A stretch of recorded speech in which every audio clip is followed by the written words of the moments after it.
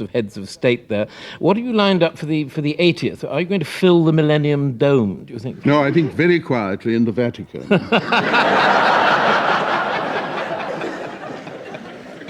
No, the 75th was extraordinary because I did a one-man show in Berlin, and there was the President of Germany there and all sorts of distinguished German characters. And suddenly one politician, I supposed, because everybody else was, I couldn't recognize him. I thought, who is that? I know the face very well.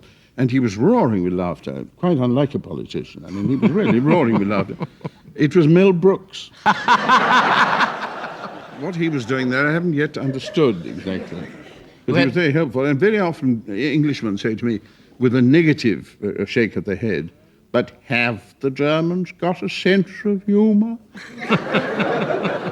And I just remembered the President of Germany afterwards. He laughed a great deal, and I said afterwards, thank you very much for laughing so much. It helped me a great deal in my work. He said, well, you know, I enjoy very much to laugh. But of course, it's easier when there is a pretext.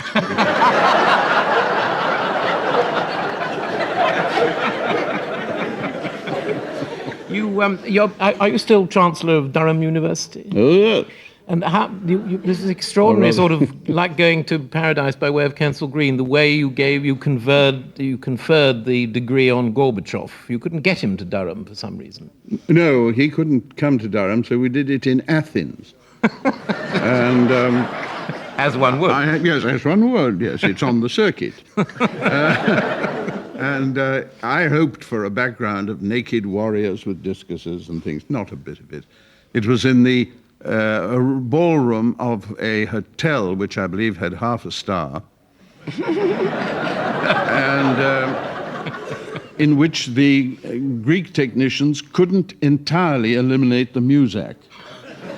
So very dimly, as we did our very formal ceremony with the Englishmen, the British brought the mace and all the stuff, the clobber, from Durham. In the background was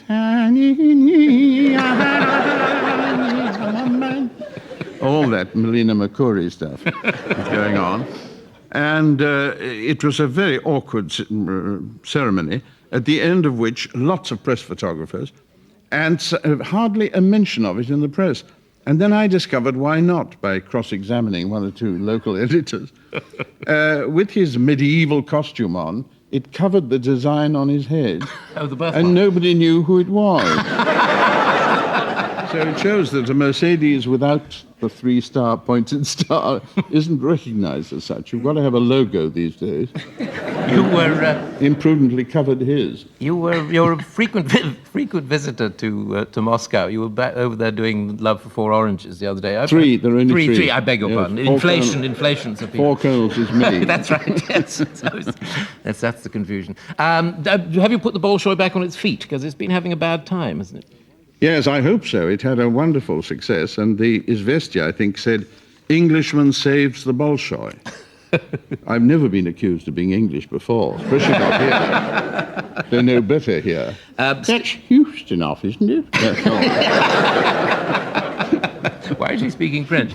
Yeah, the film comes out now in June, I gather. It's been put back again. I gather that. I heard that this morning, so yes. All this could be to no avail, or maybe you'll come back and talk to us again. Oh, I'll come again, of course. I'm enjoying myself much too much. Very good. Dan Freedman and Nick Romero, presumably you're our prepubescent Romeos today, are you? Yeah.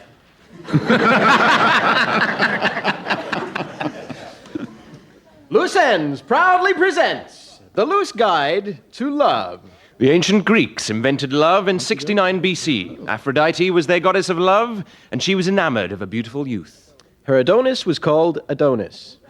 But he died tragically during a hunt when he was killed by a boar. Look out for the boar, Adonis! Hello, and welcome to the afternoon shift. Oh, I'm so bored! Oh. Aphrodite then fell in love with Hermes, and their child Hermaphroditus had the reproductive organs of both sexes.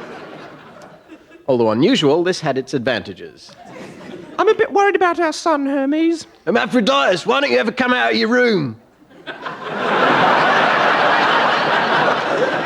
What are you doing in there anyway? Nothing. Since then, there have been many legendary romancers. Casanova, Valentino, Randy Newman. Even the greatest lovers, however, must eventually face middle age. This was hilariously portrayed in the 70s sitcom Terry and Don Juan.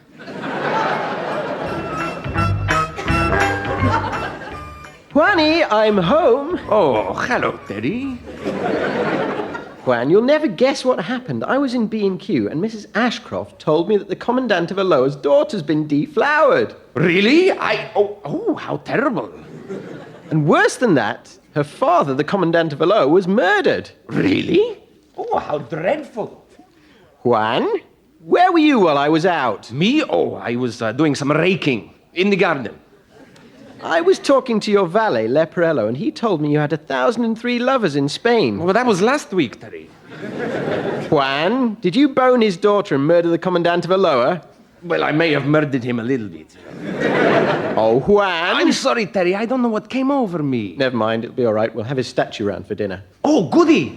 I'll get the oysters. Juan? Love is not exclusive to human beings. The most amorous creatures are, of course, the insects. Only this month, another insect love story hit our cinema screens. Most expensive film ever made, Flytanic. Flytanic. They were insects on a voyage of destiny across some soup. A movie of tragedy. Quick, we've hit a crouton! All legs on deck. Drama. Launch the lifeboats! Women in grubs first. Historical accuracy. This reminds me of the Lusitania. And the band played on. All right, boys, page 22. Nearer my dog to thee. Flytanic, starring Kate Winslet. Leonardo DiCaprio. Sir Ant Hopkins. And a special appearance by Dame Maggot Smith. Love is, of course, best expressed through song. It was last year's tender love epic, The Full Monty, which revived the sexiest love song of them all. Please welcome the insects world's ambassadors of love, Earwig Brown and Hot Cockroach. I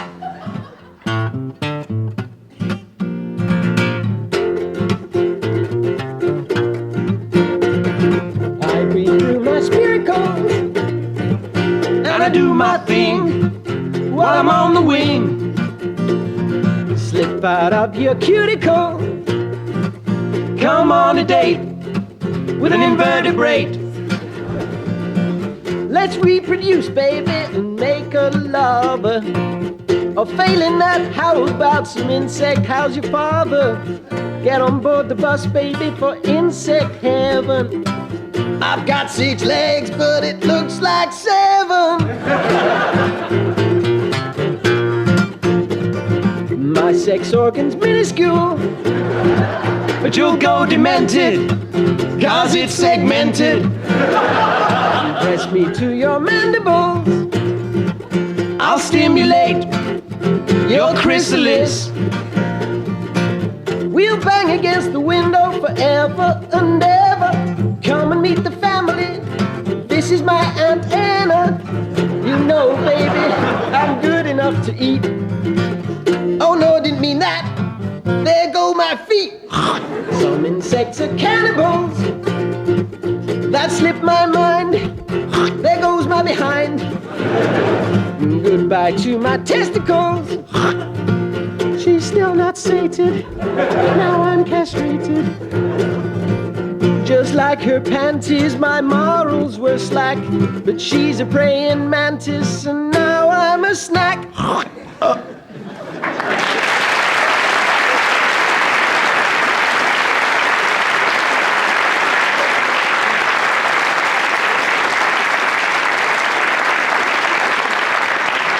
Dan and Nick, now when Finley Quaye was last here, we talked about him and his older nephew Tricky, his brother Caleb, who played with Elton John in the 70s, his Ghanaian uncle Eric, who played drums with Osibisa, and his 76-year-old father in Holland, who he hadn't seen since he was a baby. Finley is now 23, Maverick a Strike, his album's a hit singles keep spinning off it. He's the Brits' Male Singer of the Year, and he has a new single, Your Love Gets Sweeter, and he's going to sing it accompanied by Chris Campbell.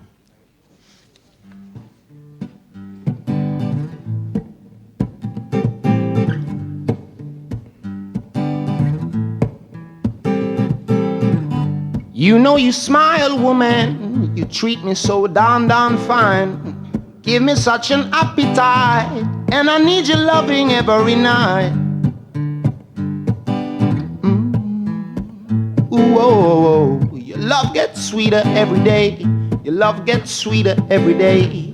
Your love gets sweeter every day. Your love gets sweeter every day. Ooh, ooh, oh, oh. Baby, when you kiss my lips, make me wanna go head over heels for you, yeah. When you whisper in my ear, what I say is how I feel for you, yeah. Ooh, oh, oh, oh.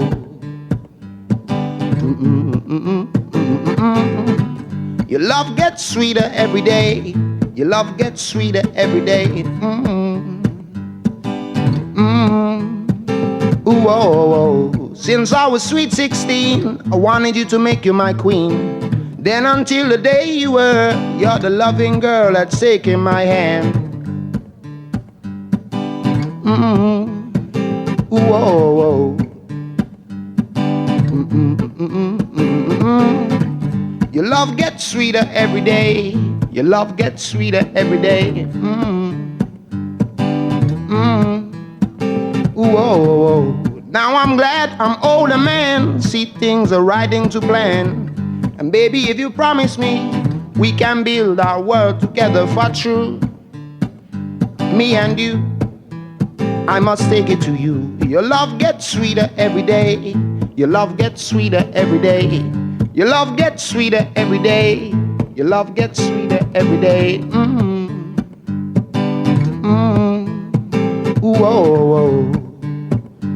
Whoa, whoa, whoa, whoa, whoa, whoa. Walk so sweetly when you walk, when you talk, when you dance for me, girl. Walk so sweetly when you walk, when you talk, when you dance with me, girl. Ba ba ba boom ba boom bam boom bam. Boom bam boom bam boom ba ba bam. Ba ba ba boom ba boom bam boom bam. Ba bam boom ba boom boom bam. Boom bam boom bam boom ba ba bam. All right.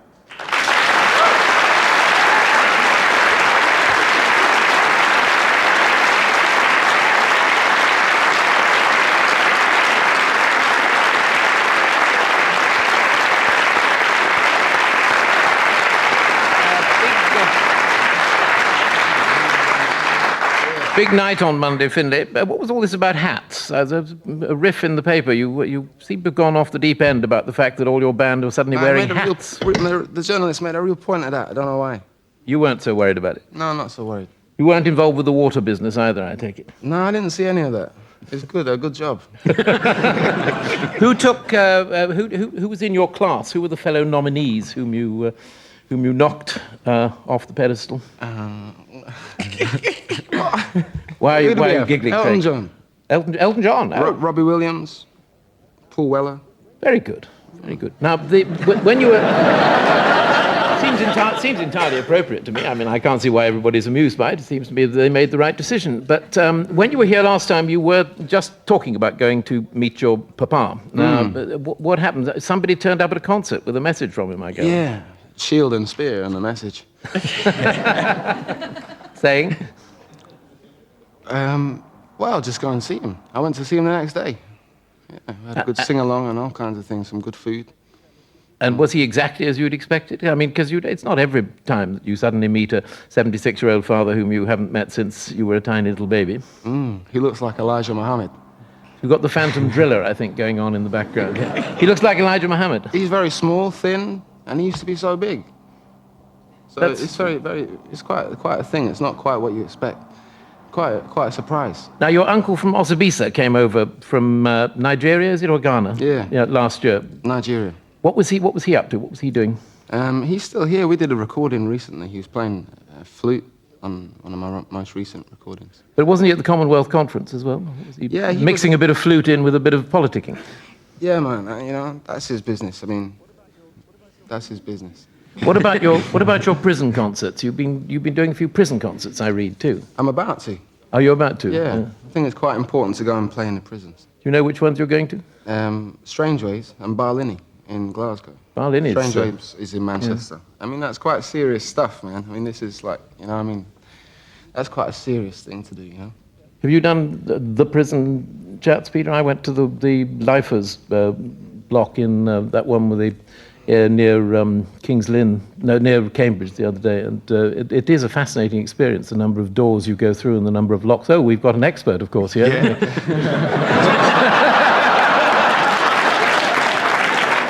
Mr. Charles. I did gigs from the inside, me. We're moving on to you now. Thank you, Finley. That was nice to hear. Craig Charles was a irregular with loose ends from our second or third year. He matured into the appalling Lister in Red Dwarf. When you think that Alan Rickman once auditioned for the role, it beggars belief. Now there are videos decorating the shelves of stores. A new series is about to shoot, I gather, into space, isn't it? And the whole enterprise is 10 years old. You're having a big 10th birthday tonight. Yes, we went away and filmed a load of sort of shows like Can't Smeg, Won't Smeg with Ainsley Harriott, where we cook a curry. And Universe Challenge, where Bam Gascoigne blows up Jeremy Paxman and takes his rightful place.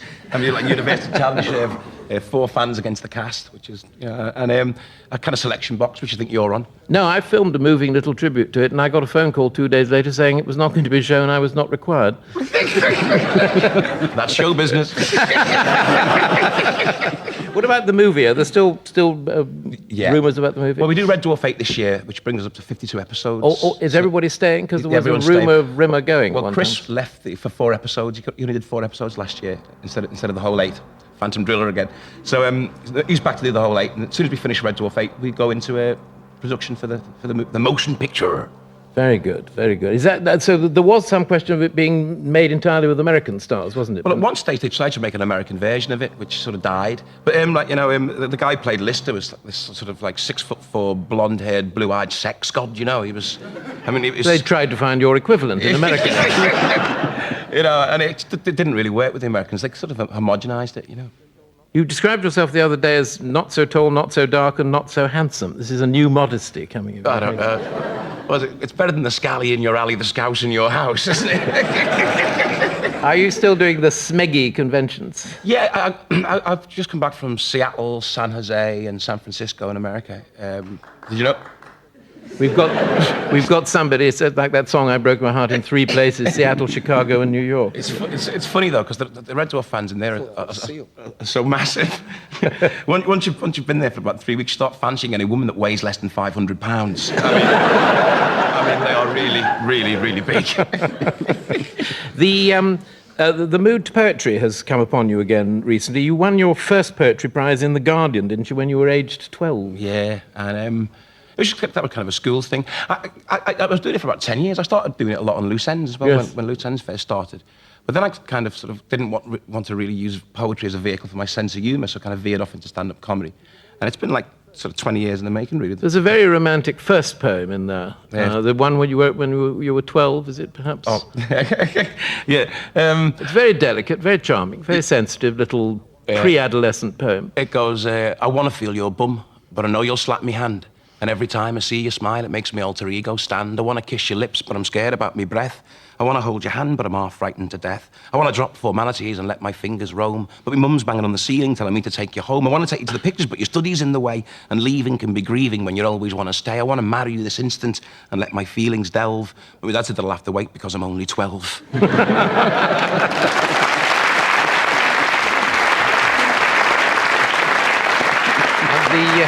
The runner-up was 33, I gather. He must have been really gutted. It's weird because I'm 33 now, so I suppose I'm still a young writer. The book is called No Other Blue. It's a collection of things you've written over a period of time? Or? Yeah, it's sort of stuff I started doing as performance poetry on sort of like Wogan and Loose Ends and Saturday Night Live and stuff like that. I've tried to resist the urge to go back and rewrite them as well, you know, because some of them I wrote. Well, the first 2 are sort of like prepubescent, really, and then I was trying to resist the urge to rewrite and sort of, you know, make them sort of more of me now. So it's kind of an adequate document, really, of my hopeful progression as a poet. Did your period of incarceration produce any verse? Yeah, it did. I mean, it's great. I mean, it's not like being in jail for widening your circle of friends, you know? I mean, one guy I met in jail, hired killer, give him $2,000, he'd go out and kill someone for you. Give him $3,000 and you could choose who it was.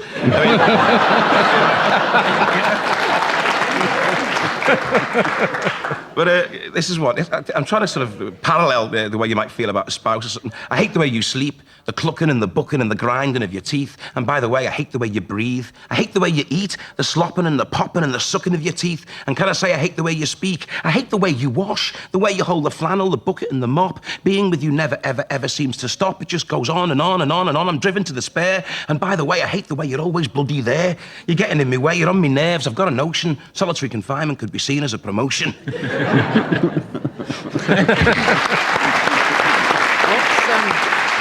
What's this about pantomime this year? You were in pantomime. I went to pantomime in Hull. Joining the Tarby, Jim Davidson, Bernard Manning set, are you? Well, it wasn't that, but I do believe that if people, stars of our generation, don't do pantomime, it'll be dead in a few years' time, and you'll only get people like Cannon and Ball and Little and Large sort of doing it, you know. And it was, if you're going to be a funny person, you want to be a comedian, it's nice to work and find out how to make a lot of different sections laugh, because when I go do my live stand-up, it's all very collegey and very studenty, and, you know, I want to be able to be an all-round entertainer. What role did you take? I was Idle Jack. Yes, that sounds... Significant that's about typecasting again. Have you ever done pantomime, Peter? Yes. In what circumstances? Only at the Players Theatre, which right. is a rather exclusive little thing. Wonderful rhymes and puns. Yes, very complicated puns. I can't remember any of them at all. One poem before we go, perhaps the title one, which is the really slushy, sentimental St. Valentine's Day poem. Okay. I want rosy days, dozy days, that start in the mist and the morning haze and finish with kisses and cuddles and you, with eyes of no other blue. I want lazy days, daisy days, chaffinch's church bells and songs of praise that finish with kisses and cuddles and you, with skies of no other blue. I want spring in your step and a kiss on your lips. Bad weather could never, ever eclipse those rosy days when I love you to bits, when I reach out and give you a great, big, beautiful kiss. I want funny days, sunny days, when colours collide like a birthday bouquet. I want lily and lilac, violet and jade, a golden brown sky at the end of those days that finish with kisses and cuddles and you, whispering words of no other blue.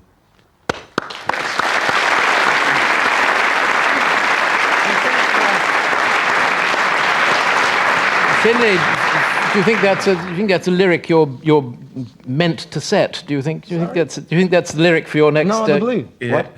He's going to. Don't worry, he's going to be singing one of my poems real soon. Right. Last week we broadcast the very first appeal by Creighton Wheeler for the very important but underfinanced appeal fund inaugurated on behalf of those, in some cases veteran, in some cases very young, tape editors who suffer from that most threatening handicap, splicer's disease. Listeners' responses were generous, but there is still a vast problem, and Creighton Wheeler has come back to put the case for splicer's disease once again and its sufferers. Hello.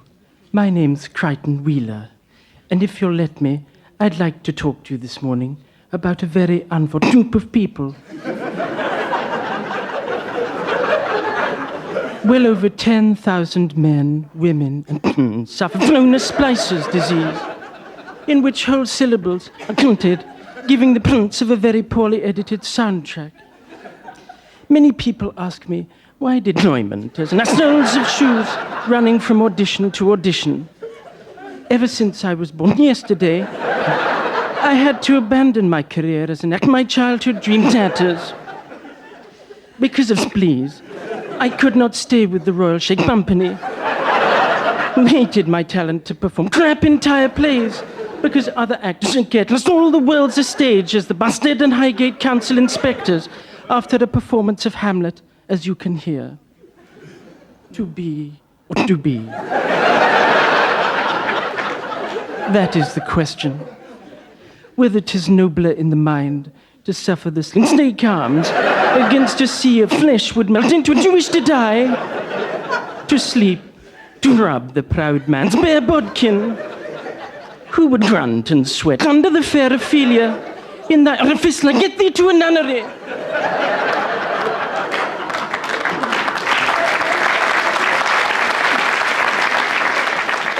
to excuse me, I'm a little nervous. My only other performance was in King Leering at Younger Actors told me to take a rest. It was 2 months ago that I set up the Splicers Shakespeare Society with various... Shake a leg up again. Has only been possible with your kind donations, which can't be well spent. And we hope you'll come to our next 2 presentations in King the Merry Wives of Windsor. But we still need board. If you kiss a dress, Spec Tabern Creech, Worgoff Dyke, Renfrew Post, Fringham, and 4 Essex. Once again, thank you so much.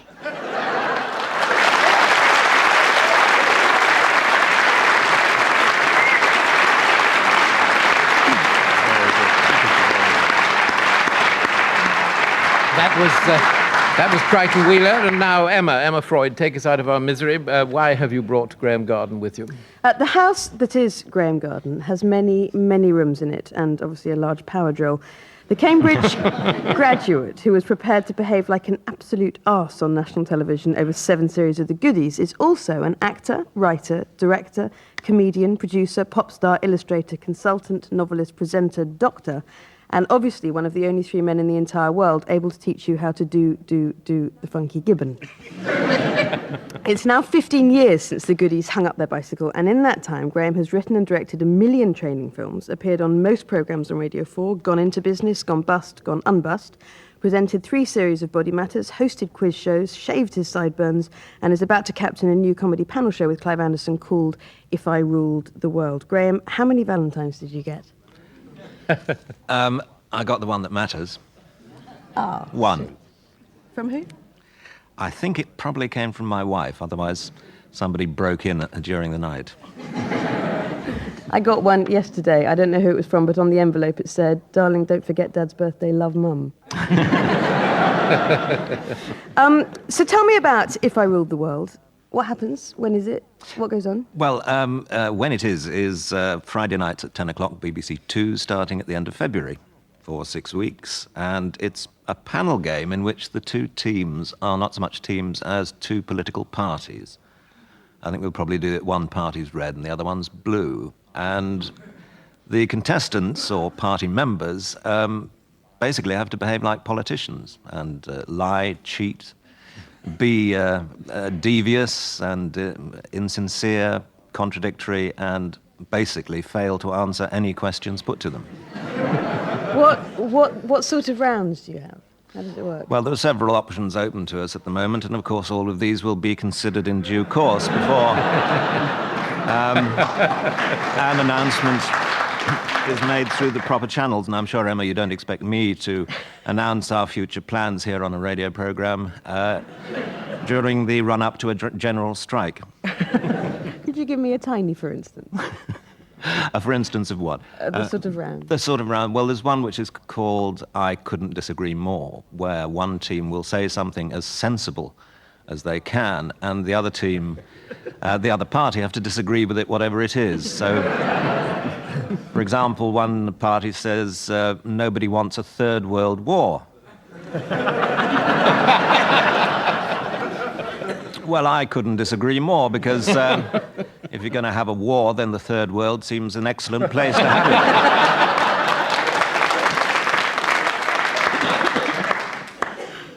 Is there an art to appearing on quiz shows? If there is, you have it. You do so many, but... Yes. I'll get it right one day. And I suppose the art is to do it for your own amusement. And to make the other people playing the game with you laugh, so that you can surprise them and entertain them. And it's very nice that an audience happens to eavesdrop and catch it. But unless you're enjoying it, I think, and if you're trying too hard, I think it's best to relax and have fun. Do you think politicians are fair targets for this particular one?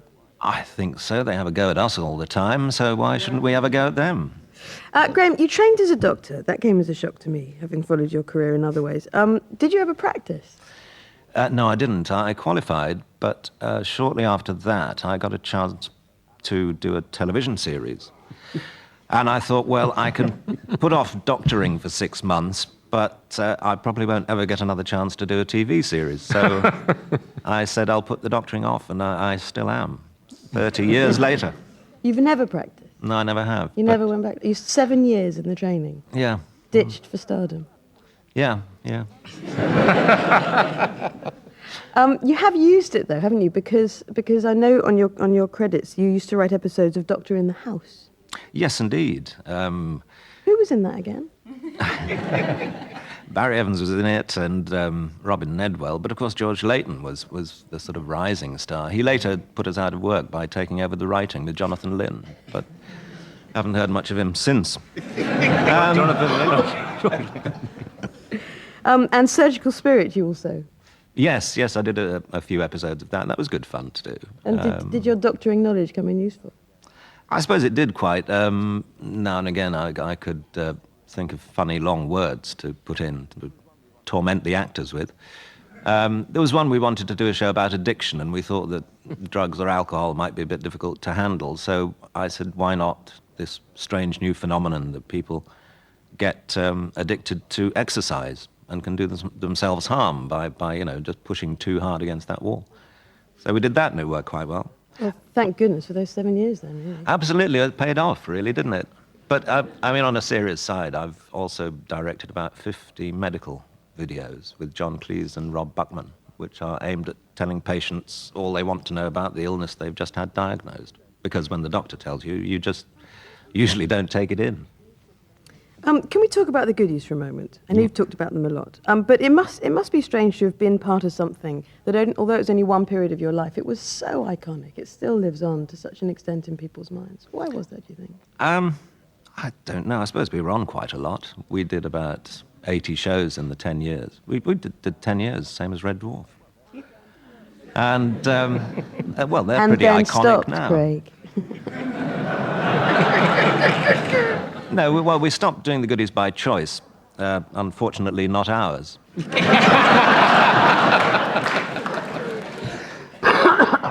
But it was good fun. And I suppose at the time there was, comedy was quite hot on television. There were Pythons and the goodies, and for some reason people felt that the fans should be segregated. You either like Python or the goodies, and you weren't allowed to like both. And I thought the difference was probably that the Python fans would watch alone in a darkened room, and the goodies fans used to watch it with the family, that grannies and babies would watch as well. Am I alone in blaming Prince Charles for its demise? Because he said it was his favourite programme, and then that was the end of it. I suppose that didn't help, did it? And also the fact that after the first series, we got a fan letter from Mary Whitehouse. Kept us on our toes after that, I can tell you. Never got any more. Mary Whitehouse hopefully won't be watching on Friday at 10 o'clock on BBC Two when If I Ruled the World starts. Thank you very much indeed, Graeme Garden. My pleasure.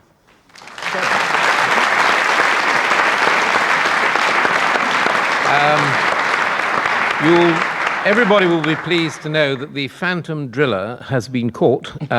His name is Stan, and he was drilling a pipe on the second floor. Isn't that the floor where John Burt has his offices? Second floor? Anyway, he's been stopped. He's not going to drill again until 11 o'clock. Now, Mervyn Stutter was once an actor, then a flying picket, then a musical stand-up act. Now aged 40, he's on Radio 2 with Love 40, New Balls Please, which he describes as the rock and roll comedy dedicated to menopausal flower children everywhere. It is loosely based on his life as a jobbing singer-songwriter living in Winchester. The producer, Dirk Maggs, who also lives in Winchester, used for one season to produce Loose Ends, so it must be good. Which number are you going to give us, Mervyn? I think we should slip into the early 60s. This brings back memories, doesn't it? Blow into one of these, the whole of Western industrialised capitalism used to tremble. You didn't know how to have to play it, you just had to have commitment! So here's a song dedicated to Donovan, really, I suppose. Where is he now? It's called The Menopausal Soldier.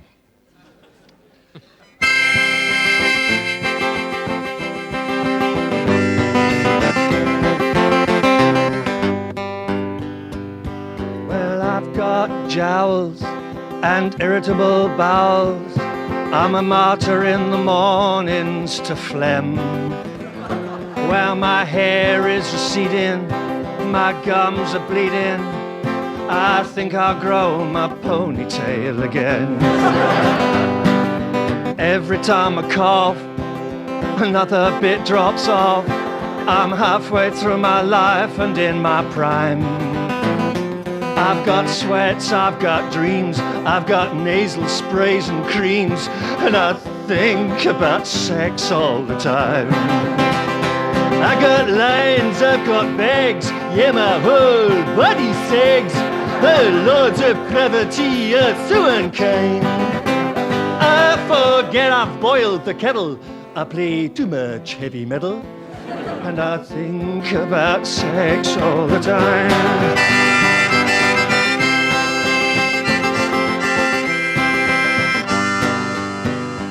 I need help in the bath, my kids laugh, and I can't program the video machine.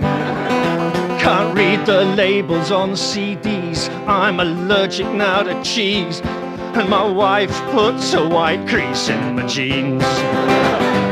So while I feed the dogs, she goes out and jogs. She's saving herself, she says, for an off fine.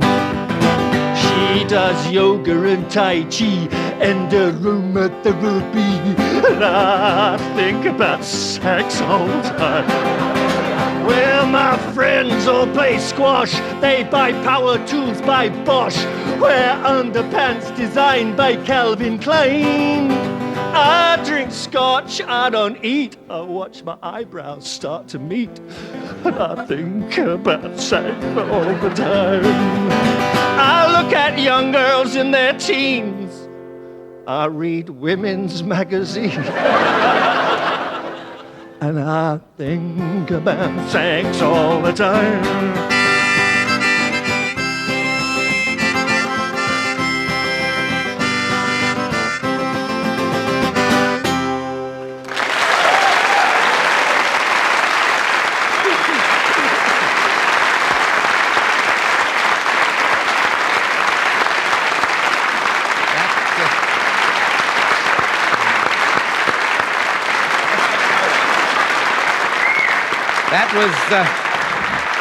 That was Mervyn Stutter, courtesy of Radio 2. Now back to George Layton, who's also done everything and done it rather well. He starred in Doctor in the House, sometimes wrote it. He was a writer, creator on Don't Wake Up and Executive Stress. He's had a big success with a couple of books. And his latest hardback, last year, paperback now, The Swap, was well received here and in the Americas. Now as an actor, he's opened in Of Blessed Memory by George Ratner at the King's Head Pub Theatre in Islington. It's very much, The Swap is very much that sort of Bill Norton, Keith Waterhouse country, isn't it? Yeah, one of the reviews just compared it with Bill Norton, which I thought was rather flattering, yes. It's rooted in the north. I never named the town, but it's actually Bradford, my hometown. Semi-autobiographical. I'm going to say it's obviously not totally autobiographical, but there must be lots of childhood memories there. What about the caning, the three of the best? That was certainly based on truth, and I think school teachers were You were lucky to get away with 3, weren't you? I remember getting 6 from Mr. Page. I modified it for the book. Yes, it's semi-autobiographical. The hero is not me. The hero is of a single parent, no father. We don't know what happened to his father. I actually came from a happy family with brother and sister. Yes, there's a rather Viennese parents, actually. I was going to say there's a very touching dedication in memory of my dear parents, Edith and Freddie Layton, and the city of Bradford that made them so welcome. Yes. Now you have the reverse side of the reverse coin of that in the Rothman family in the book. Is that partly autobiographical? That's probably the nearest, isn't as much. Again, the Jewish boy in the book is not me, but the parents certainly are. The mother is certainly based on my mother. And the reason I wrote that is a friend of mine said, I can't see anything of you in these stories. And I suddenly turned it on its head, and I was the only Jewish boy in my school. And so I made a story about racism and anti-Semitism, which set in the 50s, but is, I think, of today. I mean, we read... Yes, no, it works terribly well and movingly. What about you're very good on those teachers, too, Mr. Bleasdale, who's blind in one eye, and the horrible Mr. Melrose, who I can't stand at all. Based on real teachers. I mean, Mr. Bleasdale, I did have well, that's true, actually. I did have a Latin master called Vic Loseby, and when I went to grammar school, I was appalled that he could keep one eye on the class and write with the other eye. And I thought, we're never going to get away with anything. And he turned out to be a glass eye. I never How long did based on truth. Yeah. How long did it take you to rumble that? A few weeks.